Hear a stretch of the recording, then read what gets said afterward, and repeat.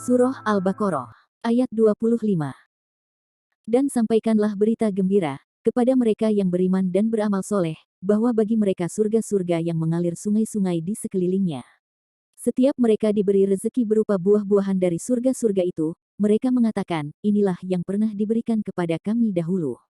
Mereka diberi buah-buahan yang serupa, dan untuk mereka di dalamnya ada juga pasangan-pasangan yang suci, dan mereka kekal di dalamnya. Merupakan kebiasaan Al-Quran menyandingkan dua hal bertentangan, guna melahirkan keserasian. Sebelum ayat ini, Al-Quran menguraikan keadaan orang-orang kafir, dan siksa yang akan mereka hadapi. Di sini Allah mengemukakan lawannya, yakni orang-orang beriman dan ganjaran yang akan mereka peroleh. Kalau ayat yang lalu merupakan berita yang mengandung ancaman, maka ayat ini memerintahkan Nabi Muhammad SAW untuk menyampaikan berita gembira kepada mereka yang benar-benar beriman secara tulus, terhadap semua unsur keimanan, dan membuktikan kebenaran imannya dengan beramal soleh. Kata, dan, pada awal ayat ini, berfungsi menghubungkan semua uraian tentang ancaman dan siksa atas orang-orang kafir, dengan kalimat ayat-ayat ini. Ia tidak sekadar menggabung satu penggalan dari ayat yang lalu dengan penggalan ayat ini, atau seperti yang diistilahkan oleh sementara pakar bahasa, menggabung dalam uraian satu kisah dengan kisah yang lain. Amal adalah segala hasil penggunaan daya manusia, yakni daya tubuh, daya pikir, daya kalbu, dan daya hidup.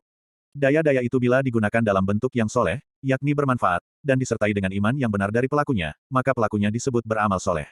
Merekalah yang akan memperoleh surga-surga. Surga ada bermacam-macam. Ada yang dinamai surga, Al-Firdaus, surga Aden, surga Makwa, surga Iliyin, dan lain-lain, yang mengalir di sekelilingnya atau di bawah pepohonannya sungai-sungai. Mereka dianugerahi aneka rezeki, antara lain berupa buah-buahan yang setiap dihidangkan kepada mereka rezeki yang berupa buah-buahan, mereka menduganya sama dengan buah duniawi atau sama dengan apa yang dihidangkan sebelumnya, sehingga mereka berkata, ini yang telah dianugerahkan kepada kita sebelum ini, yakni sebelum kami masuk ke surga, ketika kami masih hidup di dunia atau sebelum ini, ketika kami telah berada di surga. Tetapi, sebenarnya tidak demikian, karena mereka dianugerahi yang serupa dalam bentuk atau warna dan jenisnya, dengan apa yang mereka dapatkan di dunia, atau yang mereka dapatkan sebelumnya, tetapi sebenarnya tidak sama rasa dan nikmatnya. Mengapa Allah menyerupakan buah-buah yang dihidangkan itu dengan apa yang telah disuguhkan sebelumnya? Tampaknya, agar mereka tidak ragu memakannya, karena sesuatu yang belum pernah dicoba, boleh jadi menimbulkan tanda tanya di dalam benak, yang dapat mengakibatkan seseorang enggan mencicipinya. Di samping buah-buahan, ada juga buat mereka di dalam surga yang mereka huni itu, pasangan-pasangan yang telah berulang kali disucikan dari segala macam kekotoran, bukan hanya dari haid, karena ini hanyalah salah satu bentuk penyucian dan itu pun hanya bagi wanita. Padahal pasangan-pasangan yang dimaksudkan adalah pria buat wanita dan wanita buat pria, sehingga penyucian itu mencakup segala yang mengotori jasmani dan jiwa pria yang antara lain seperti dengki, cemburu, kebohongan, keculasan, pengkhianatan, dan lain-lain. Untuk memberi kebahagiaan yang lebih mantap dan menghilangkan rasa cemas, yang boleh jadi muncul dalam benak ketika menduga bahwa kenikmatan itu tidak abadi, ayat ini ditutup dengan pernyataan bahwa mereka tinggal di sana, kekal selama-lamanya. Keserupaan tetapi memiliki keragaman seperti yang diuraikan di atas, merupakan salah satu ciri ciptaan Allah Subhanahu wa Ta'ala.